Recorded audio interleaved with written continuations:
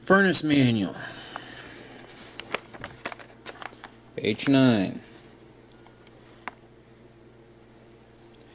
Going down to port number 3. Furnace must be installed level from front to back or with a slight tilt such that the back of the furnace is up to ½ inch higher than the front of the furnace, as shown in figure 3.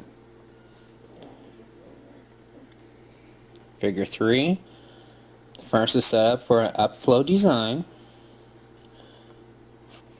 You got the front with the cabinet doors here, and the back here, and 0 to ½ inch higher than the front of the furnace. Pretty simple. Now we're going to the AC manual.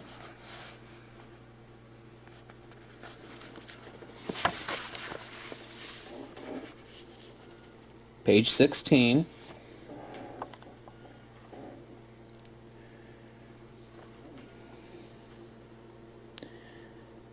Make sure unit is level or pitched slightly toward primary drain connection so that water will drain completely from the pan. See figure 15. Going down. Figure 15. Do not operate unit without a constant drain trap.